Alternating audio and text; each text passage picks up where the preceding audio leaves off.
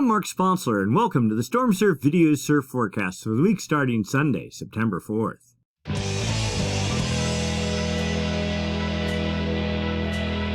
Stormsurf, waves, weather, buoys, altimetry, snow, temperatures, El Nino, weather analysis, essential data for outdoor people, all the time, no hype. Be sure and smash the like and subscribe button. You'll get automatic notifications when we post the videos, typically on Sunday afternoons. Alright, let's get to work. Looking at significant wave heights for the South Pacific Ocean, we see a gale starting to develop south of New Zealand with 28, almost 29-foot seas aimed off to the northeast. This is good. Swell is likely being generated, aimed at Hawaii and the U.S. West Coast, also including Tahiti and South America. So, swell is on the way. Getting into the details, we're going to start by looking at jet stream level winds. These winds up about 30,000 feet help support the formation of gales when they form, help direct their track.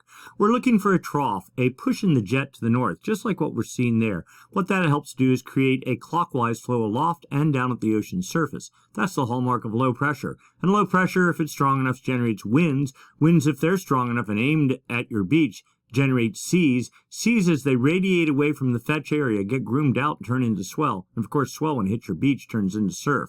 So we have a decent trough with 140 knot winds right over here in its western quadrant. That supports the creation of south winds in the trough itself, aimed up and down at the ocean surface, aimed at Hawaii, the U.S. West Coast. That's exactly what we want to see. And as we get into the evening, the trough fades a little bit, and a little bit more on Monday while pushing east. You do see that the southern branch here and the northern branch starts merging. That's good. That'll create some additional fetch with winds at like 180 knots. But that fetch, more of it will be aimed off to the east, and then things start fading as we get into Tuesday, the 6th of September. But then as we get into Wednesday, another trough starts trying to develop. Now the ice line, you got to keep this in mind, the Ross Ice Shelf, and you'll see it when we get to the wave models, is down around 62 south. It is the dead of winter, the peak of ice production in the southern hemisphere, and this buildup of ice really cuts off the amount of aerial coverage of ice-free waters. So gales, a lot of them are just penguin storms. They affect Antarctica and the Ross Ice Shelf, but they can't get any traction on open ocean waters to produce swell. So the trough needs to push north of about 62 south. And as we get into Thursday, that's exactly what happens. The trough starts building with 130 knot winds pushing north, and yet more energy building into it as we get into Friday with winds up to 160 knots, pushing up to almost 50 south. And this is in the, we'll call it the southeast Pacific and the south central Pacific. Well-developed trough forecast as we get into Friday and Saturday, the 10th of September. Likely supporting gale development. Now, it's still a bit of ways out on the models, so no guarantees there. But in a couple of days, as we get into midweek, we'll know for sure whether this is going to happen. But behind that, you can see a big ridge builds. That is the northern branch of the jet stream up here, southern branch down here. Get this dead area in between. That typically is high pressure with the ice line here at 62 south. Really no opportunity for gale production. So get it while you can.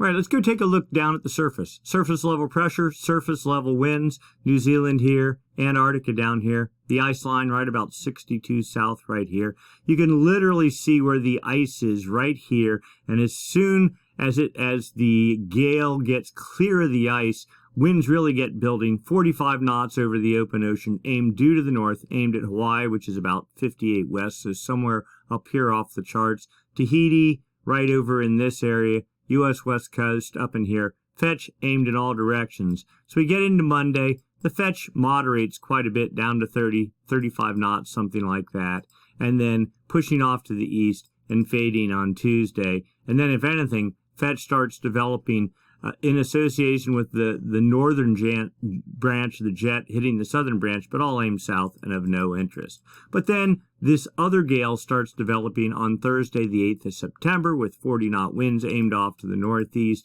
likely getting good traction and building as we get into Friday, the 9th of September.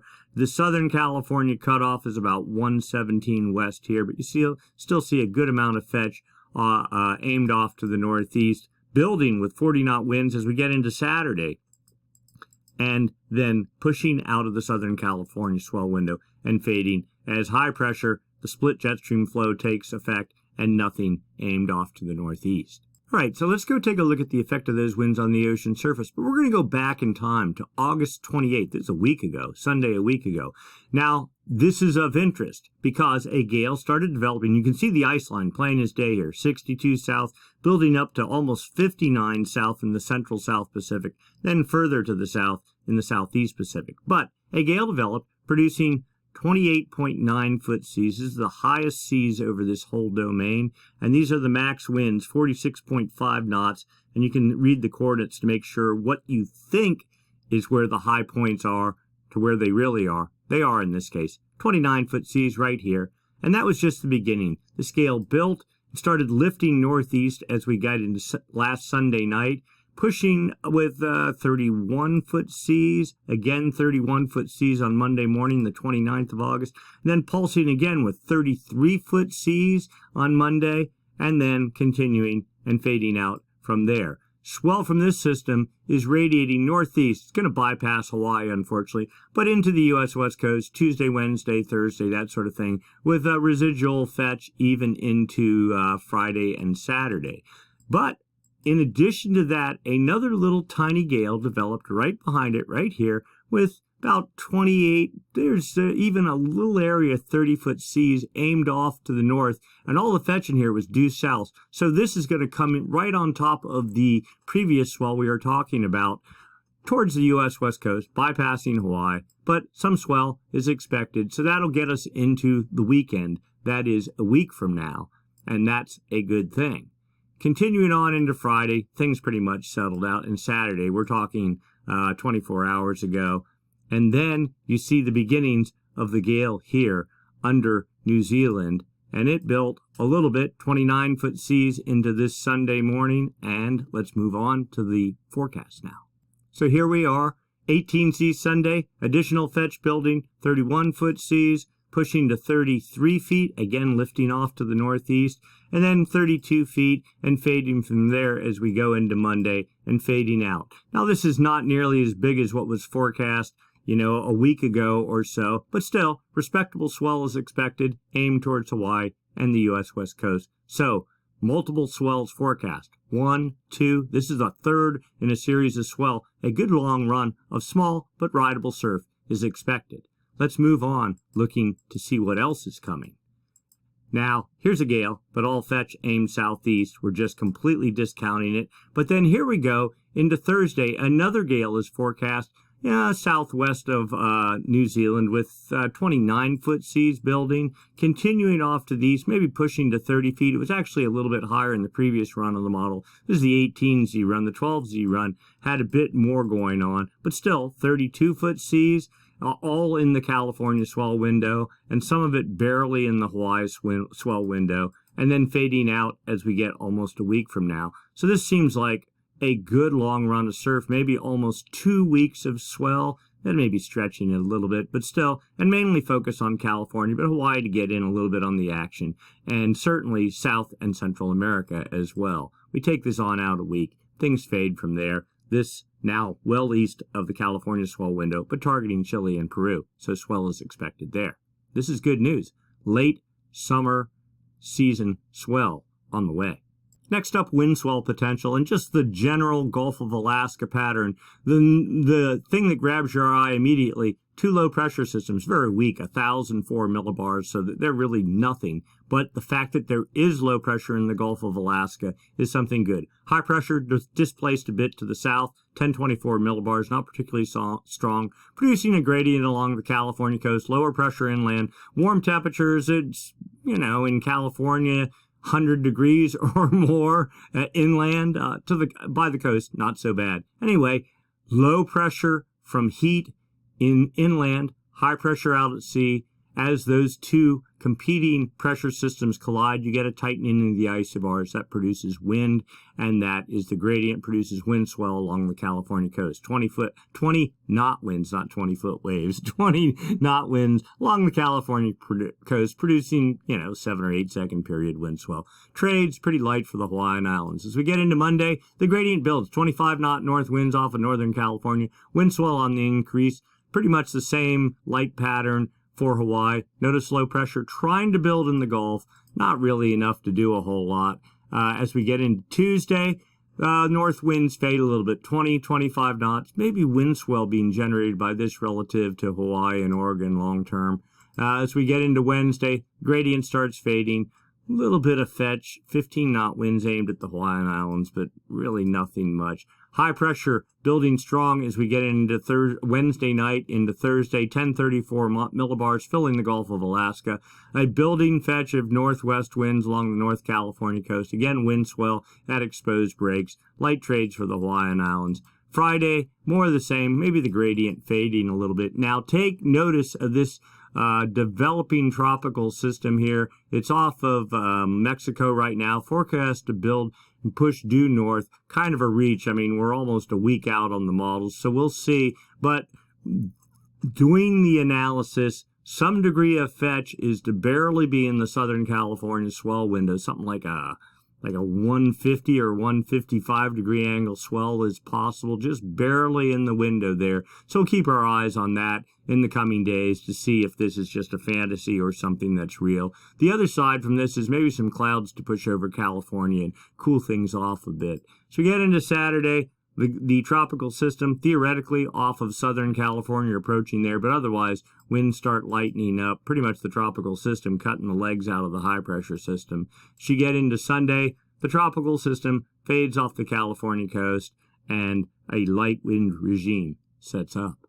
Just a real quick look. This is Tropical Storm 12V as of right now. Down here off of, we'll call it Acapulco, Mexico, 35 knot winds. But you see as we get into Monday, the storm recurving to the northwest, building with 75 knot, even 85 knot winds, just barely in the exposed break, probably not even Dana Point southward, but more up in the northern reaches of Southern California, and then slowly pushing almost right into Baja. Now, bear in mind, the flow is counterclockwise around low pressure systems in the northern hemisphere, so all the fetch is over on this side of the storm, and so and just barely being in the swell window. I mean, you got to be able to draw a line from like somewhere up here, bypassing the tip of Baja to get in the swell window. So you just see like 1, 2, maybe 3 or 4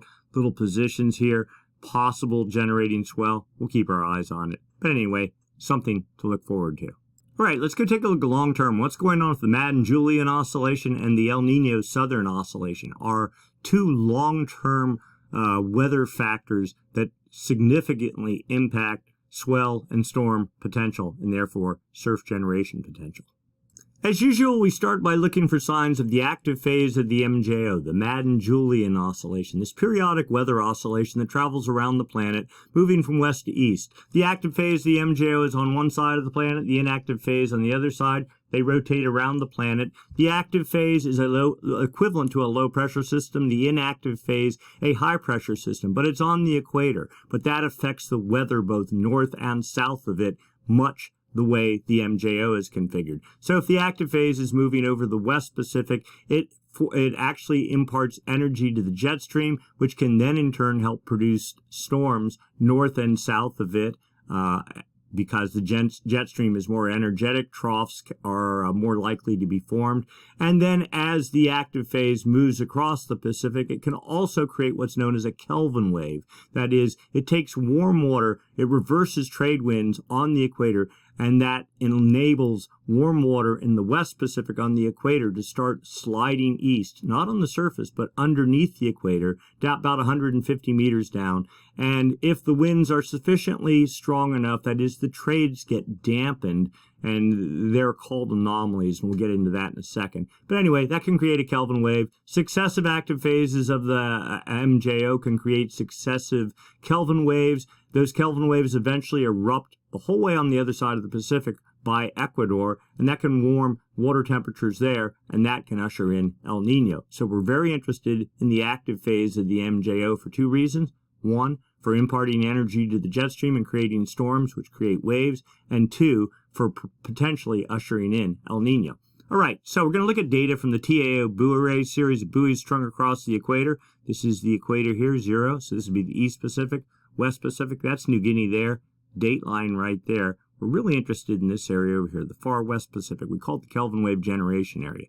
From 135 east to just a little bit west of the date line, 170 west. 5 degrees north and south of the equator. And we're looking at the arrows. Means, these are average 5-day winds. In the East Pacific, really strong out of the east, just looking at the length of the arrows, and that tells you the direction and the speed. Same deal over the central Pacific. And in the Kelvin wave generation area, strong east anomalies. That does not, or strong east winds, but it is not the actual winds, it's the anomalies. Difference from normal for this time of the year. We see, yeah, winds are a little bit stronger out of the east over in the East Pacific. A little bit stronger still again over the Central Pacific, and still pretty strong over the Kelvin wave generation area. So this is not the active phase of the MJO. If the active phase were in effect, these arrows would be blowing from the west, the opposite direction. So this looks like the inactive phase of the MJO in control. Let's go take a look at the models and see what's going to happen for the next week. So we take a look at 850 millibar zonal wind anomalies. 850 millibars, that's in the atmosphere, up about 4,700 feet. Okay, good proxy for what's going on at the surface. And this is just the east-west component of the wind. The blues mean winds are blowing harder out of the east. That'd be like enhanced trades. The reds, harder out of the west. So this would be, enhanced trades would be the inactive phase of the MJO. Suppressed trades, westerly anomalies, would be the active phase of the MJO. And you go, well, this kind of looks interesting, but let's figure out where we are. This is the whole planet on one chart. Dateline runs right up the middle, and the far West Pacific is about 135 east, we said. So right here, that's the beginning of the Kelvin wave generation area. It ends right here, and that's where all the action, that's where, if you're going to get a Kelvin wave or you're going to get energy imparted to the jet, this is where it's going to happen. So what we see is a good sign of a strong inactive phase of the MJO. So that actually sort of suppresses the formation of troughs and doesn't do great for storm formation. All that said, you look at the models or you look what's happened, and there is something on the charts indicating there will be surf. But one bit of a note here. So the GFS model, typically, if you've been watching it, every run you go out a week and it like says, oh, this big storm's going to happen. And the closer you get to the 0 hour forecast, when it's supposed to form, when it finally forms, it's a lot weaker than what it was originally forecast. A lot of that, I think, is to do with the MJO and easterly anomalies, and especially during the inactive phase of the MJO and La Nina. The GFS model isn't really biased, and I don't know this for a fact, but it just seems like it doesn't take into account the MJO perhaps as much as it should, and so it overestimates everything, and then when it finally gets to 0 hour, it goes, okay, now I got a handle on what's going on. It's not nearly as hyped up as what I thought. Likewise, during El Nino years, this low pressure bias, whatever you want to call it, westerly anomalies would be over the date line. It errs in the opposite direction. That is, it says a storm's going to form, and then as you get closer to it forming, it actually starts amping it up and hyping it up more. So this is pretty typical of the GFS model. It's been doing this for years. Nothing new going on here. But the short of it is, east anomalies in control. We go out for the next week. Each one of these tick marks is a day. This is the Kelvin wave generation area. Strong easterly anomalies in control. And whatever this is, the active phase of the MJO, looking to be held at bay, at least for the moment. Let's go look a little bit further out. Outgoing and long wave radiation. Fancy word for cloud cover. Okay? Cloud cover prevents, so the sun beams down light on the ocean surface. That sunlight beams back up, reflects off the ocean surface like a mirror if you have no clouds. But if you have clouds, then not as much sunlight comes off the ocean surface. And that's what this model is attempting to reflect or to show. If you have yellows and reds, sort of like here a little bit, that means more sunlight reflectivity coming off the ocean, meaning cloud-free skies, meaning high pressure, meaning the inactive phase of the MJO. Blues would be the active phase of the MJO. It's low pressure system producing clouds. So this is the statistic model. Okay, oh, and let's get oriented. The equator, right here. Okay, South America, Central America, Hawaii, New Guinea, Australia. Kelvin wave generation area, right in here. There's the date line right there. So right out about in here. A dead neutral MJO pattern for the moment. Continuing 5 days from now. Continuing 10 days from now. Continuing 2 weeks from now. 15 days from now. Now the dynamic model says pretty much exactly the same thing. So the two models are in sync, and that increases the odds that that's what's going to happen. No active MJO in the immediate future for the next 2 weeks. Looking at the details from those two models, statistic model here, dynamic model here. So the MJO moves from west to east. These are called phase diagrams. The MJ moves from the Indian Ocean to the Maritime Continent, to the West Pacific, to the East Pacific, under the United States, across the Atlantic, over Africa, back to the Indian Ocean.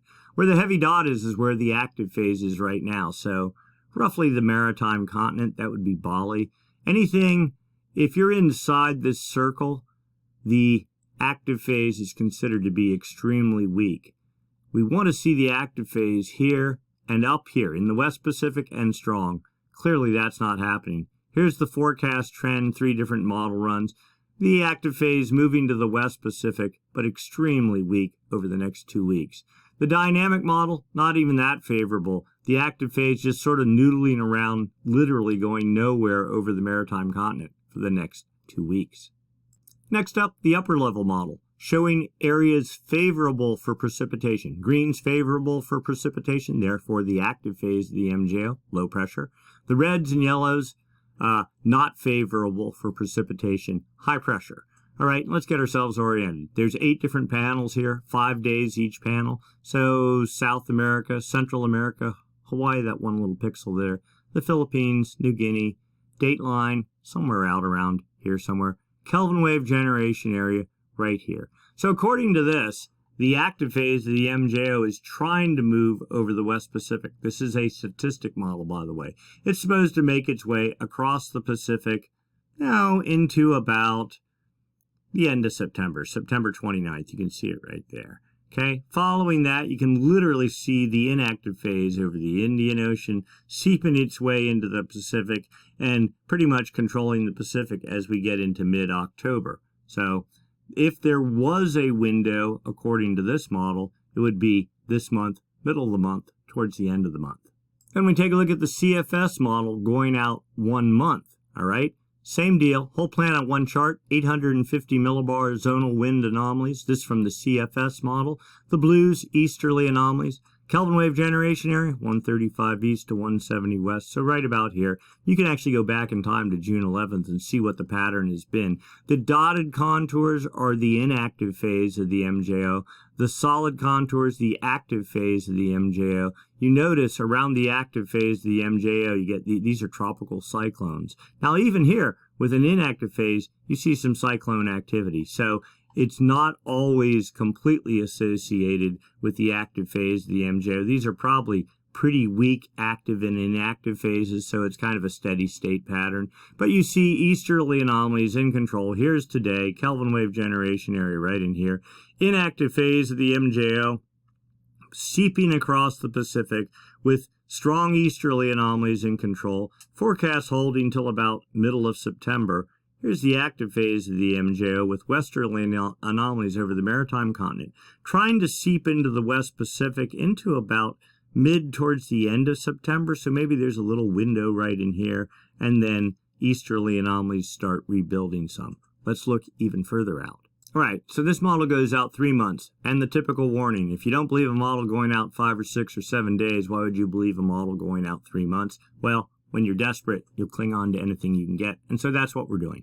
All right, so now the forecast is at the top of the chart.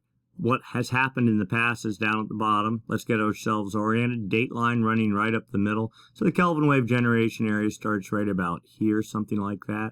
and goes to about over here, and that's the important area. The thing that grabs your eye is the yellows are westerly anomalies, and you see, at least according to the forecast, this line that goes just like this. Westerly anomalies building over time into December, completely filling the Kelvin wave generation area as we get to the beginning of December. With easterly anomalies here, they're in control, but steadily receding off to the east and looking less virulent and covering much less area. Let's overlay the MJO pattern. All right, so dotted contour is the inactive phase of the MJO. We're in it today. It's in control of the Kelvin wave generation area. Date lines are right there. Looks like it's going to peak in, about September 10th, something like that. Then slowly start pushing off to the east while the active phase of the MJO makes reasonable progress, almost reaching to the date line. So this version of the model shows the active phase making further westward progress than what at least the depiction of it shown on the previous model. And westerly anomalies pushing at least midway through the Kelvin wave generation area. And following directly on its heels in early October, another weak active phase of the MJO taking control, completely filling the Kelvin wave generation area. But, and here's the caveat, this active phase was way stronger 4 days ago or a week before that, so it's losing some ground, but the wind pattern still looks the same. Kind of interesting. Westerly anomalies, you can see it, pretty much filling the Kelvin wave generation area come about mid-October, and after that it's all over, at least for the easterly wind pattern, and that pretty much ties with whatever we've been looking at in terms of El Nino and La Nina. This likely signals the death of La Nina starting sometime in early to mid-October. That's only a month away.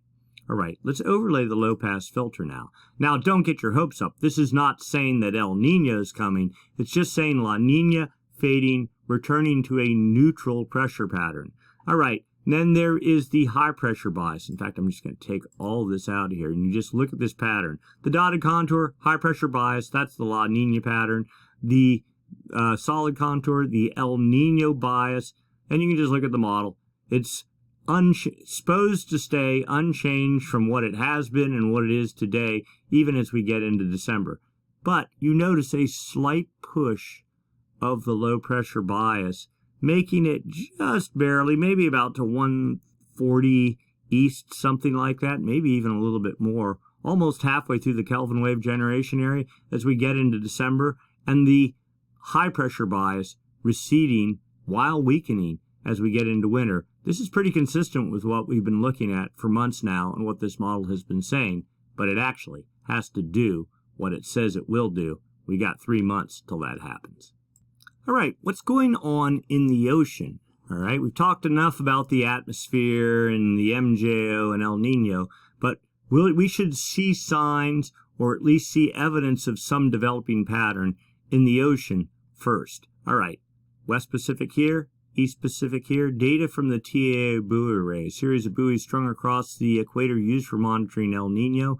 You can literally see these are the anchor lines right here on the buoys strung across the equator, and the X's are sensors on those anchor lines. The sensors read subsurface temperature down 100, 200, 300 meters. That's like down 1,000 feet. So you can use that data with a model to fill in the gaps to get a profile of what subsurface temperatures are doing.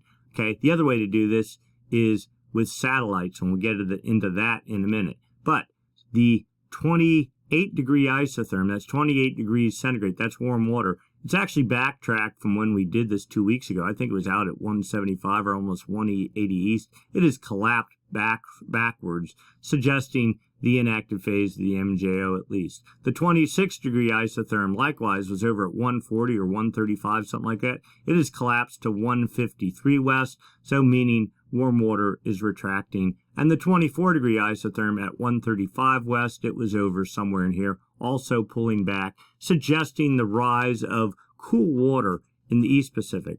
But let's not guess at it. We look at anomalies, differences from normal for this time of year. So warm water in the west, actually reaching to, where is this? There is 150, we'll say 150 west according to this, with cooler water, not as cool as it was because it was down to 3 degrees centigrade, and starting to ease off to the east some.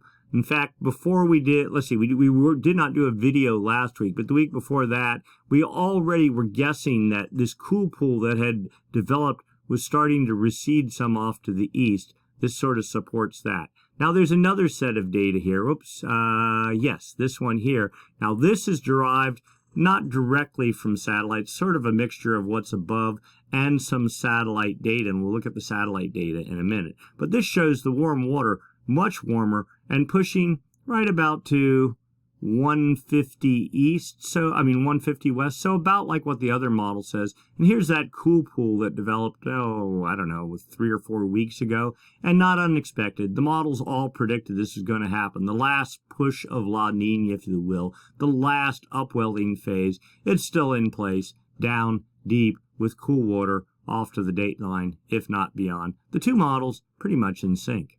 Now here's the satellite data we were talking about. This is sea level anomalies in centimeters, all right? And what does that mean? Well, it's just saying, here's a look at the Pacific Ocean. South America here, that's Peru, Chile, Central America, right there's Hawaii, equator here, dateline here, New Guinea here.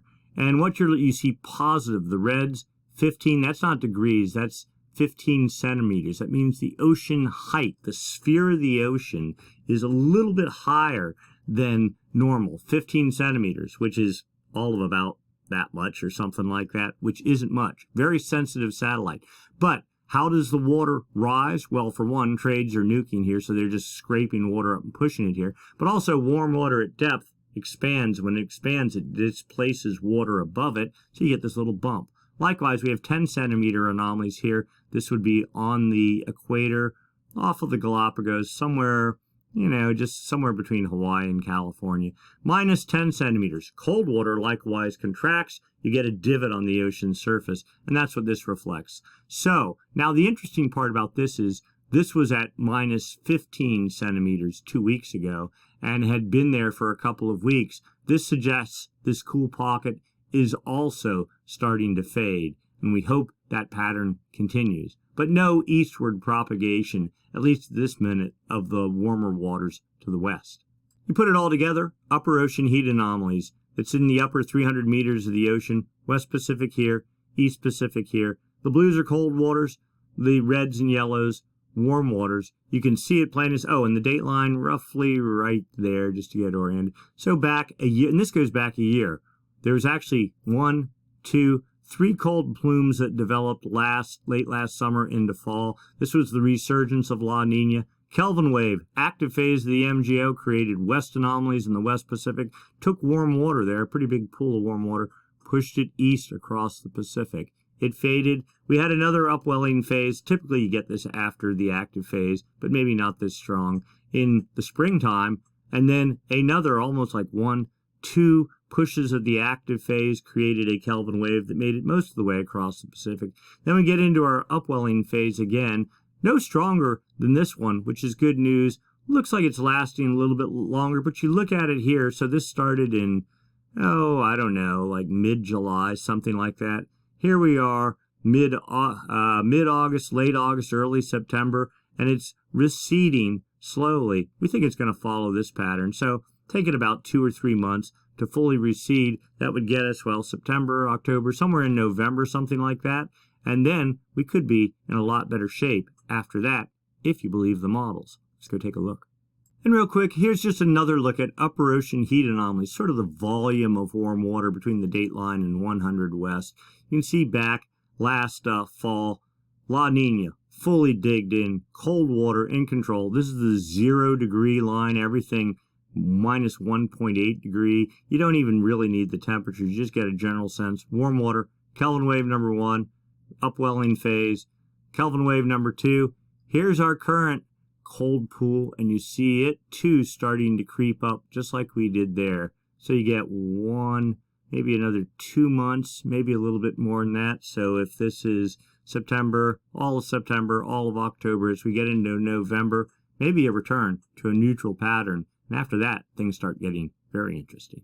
All right, so let's go take a look on the surface. That's what really matters. The The subsurface temperatures give you a 3-month early look at what's going on down underneath, especially if Kelvin waves are on the way, or likewise the reverse cold Kelvin waves, whatever you want to call them, upwelling waves. Okay, they take 3 months to make it across the Pacific. So you can see the slow-moving train wreck or the slow-moving Kelvin wave coming at you 3 months in advance, but it's what's on the surface. That's where, if you have colder water, you get less evaporation on the ocean surface, less energy transfer up into the upper atmosphere. Likewise, warm water does the exact opposite. It imparts energy to the atmosphere in the jet stream, and then you get more storm production. Right now, the clear La Nina signature, and it's just on the equator, 5 degrees north and south of the equator. This is 0 here, 20 degrees up here. So just a little thin strip right around in here really dictates everything that goes on in the Pacific, from the jet stream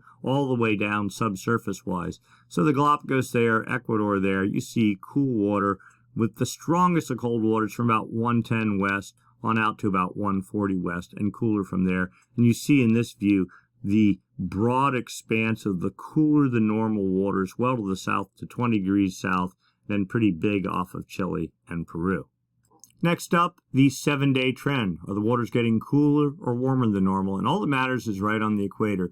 Real obvious sign, the blues cooler than normal waters. So 1, 2, 3, 4, 5, 6, 7, 8 little pulses of cool water. I mean, that can literally be just the trade winds nuking and kind of pulsing as they move along, creating upwelling. It could be many things. And this changes pretty radically over 3-day periods. So, but for the immediate moment, cooling waters, no sign of the active phase of the MJO right now. And we know from looking at trade winds that the trade winds are definitely blowing. And then the backed off view, the clear La Nina signature in control off of South America, the whole way out to the dateline and beyond. The coolest of waters right in here. Again, like 140 to 105 or 110, something like that. And that's where, you remember on the previous chart, in fact, we'll look right here, those negative anomalies in sea surface height are showing up here, even on the surface. So cold water at depth and cold water at the surface, probably that cold pocket under the ocean or deep in the ocean, is also manifesting itself on the surface, getting caught by the trades and drug off to the west. Sea surface temperature trend in the Nino 1.2 region, that's just the area right there by the Galapagos in Ecuador. Temperatures, you can see they slowly rose as we got June and July, maybe dipping a little today, but still well below the La Nina threshold, minus 1.184 degrees. The La Nina threshold, you got to be half a degree below normal or above to be in the neutral zone. The neutral zone, +5 to -5 up in here. So we're still clearly in the La Nina zone here in Nino 1.2, but that's not the official El Nino monitoring zone. It's the Nino 3.4 region. That area from 120 west, so south of California, out to about the dateline, 170 west. Temperatures were above half a degree right there below normal, above the La Nina threshold in June and into most of July. But then as we got the end of July, and this is what the model said almost to a T, temperatures would fall to about 1 degree below normal.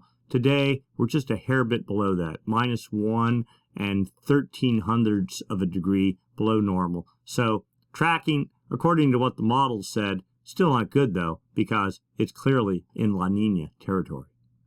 All right, so with all this cold water, what's it doing to the atmosphere above it? It would suppress evaporation, logically, one would think. So one would think high pressure would build. How do we know, or how can we validate that? Well, we look at the difference in pressure between Darwin, Australia, and Tahiti. This is called the Southern Oscillation Index.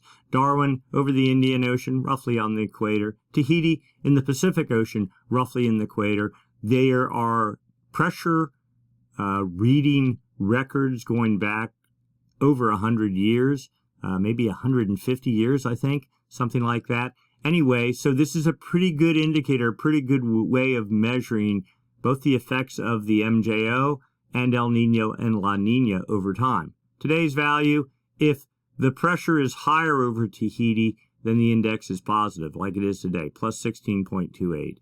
And looking back, oh, we see the index went negative for 2 days in August. That was low pressure pushing over Tahiti, and you get these little things. This is a noisy index. You see it bouncing all over the place. But you average that out, 30-day average, and you get a more smoother curve. That we call this the MJO indicator. Today's value is plus 7.91. Where has it been? Well, it's up. It's been actually, it appears to be lower now than it's been all month, and certainly lower than it's been for months. This is actually a good sign. And then the El Nino La Nina indicator, the 90-day average. Again, this is still positive though, so not where we want it to be. The 90-day average also still positive, 11.16. And where is that? Well, it's coming down too from its higher values a month ago. So all these trending in the right direction. No significant move though occurring. It's just this slow, steady downward trend. Let's take a look at a graph of this data. Here's a 30-day moving SOI graphed out. Again, if you're above zero, well, that would be, roughly call it La Nina territory. If you're below zero, and we haven't been there since, well, let's say spring of 2020, the downward spikes are the active phase of the MJO. The upward spikes are the inactive phase. During La Nina, and you can see La Nina building massive upward spikes, basically meaning the inactive phase of the MJO has the upper hand. You can see the peak of the 2020 La Nina up here, and then the peak of the 2021-22 La Nina wasn't until almost May, but since then we're in a steady decline. Now notice we had a steady decline here in April. So, and things are just sort of hanging there. We really want to see this slowly fade down. We think that's what's going to happen over the next couple of months. But again, that's just a guess. Nothing is guaranteed. And then finally, the sea surface temperature forecast for the Nino 3.4 region, the official El Nino monitoring region on the equator from a point south of California out to about the date line. Right, the solid contour is, or the solid line here, is actual values. This is in mid-August. Temperatures, -1 degree. That's about what we're seeing. Now, this is raw data. This model is bias cold. It shows temperatures falling to about -1.4 degrees as we get into November, then skyrocketing up from there, pushing almost into El Nino territory as we get into next spring. That is the raw data. Here is the more, curated form of that data, and much better, in our opinion, for what we want to see. Temperatures right now, -1 degrees, holding that way into October, maybe dipping to -1.1 degrees in November, and from there on out, temperatures moving upward. Now we're tracking where we recross over the La Nina threshold, the ½ degree. This was originally, well, it was in December. Now it's it was January. Now it's looking to be almost early February. So a little bit slower dissolve of cool waters in the El Nino monitoring region. We have been saying that we think we'll be in a neutral state as we get into late January or early February, and that once we get into the February timeframe, that the storm pattern, the jet stream, rainfall, snow, all that should start approaching normal. That still might be the case, but this model suggests maybe it's getting a little bit better handle on reality. We're hoping we do get normal rainfall. Otherwise, California is in deep, deep, deep trouble. But for now, we're going to hold with our original forecast. Let's see what the trend does. All right, for right now, good news. Small swell on the way for California. Secondary reinforcing swell right behind that. A broader system developing right now under New Zealand, with swell likely expected for Hawaii into the U.S. West Coast, and then possibly another gale developing later this week in the Southeast Pacific, producing yet more swell targeting the U.S. West Coast. So 2 weeks of swell, nothing huge, but rideable. Take it, make the most of it, because the North Pacific, we didn't even talk about it. We're looking at the models. Yes, there is low pressure up there, but nothing that is producing, 35, no gales, no 35 knot winds, no seas over 20 foot, nothing to produce meaningful swell at this point in time. And being a La Nina year and deep 2 years into a La Nina pattern, typically fall is delayed. Normally in an El Nino year, in mid to early August, we'd be looking for signs of recurving tropical systems off Japan and all that kind of stuff. There's no sign of any of that, not even any signs of solid wind swell yet. We don't think fall's really going to start happening until, well, normally we say September 15th. I'm thinking more like October 15th or maybe even Halloween time frame. So it would not be unusual to see the southern hemi still producing swells like it is. So we'll make the most of it, keep our fingers crossed, stay tuned, and keep your body tuned up, keep surfing, and be prepared for fall and winter whenever it decides to start. All right, that's it for this week. If you enjoyed the video, give us a thumbs up, like and subscribe. Comments, always welcome. If there's something you don't understand, write it in the comments. There's 10 other people pretty much in the same boat as you. We're happy to answer. We try to answer pretty quickly. All right, that's it for this week. We'll do it again next week, same time, same channel. Thanks for watching.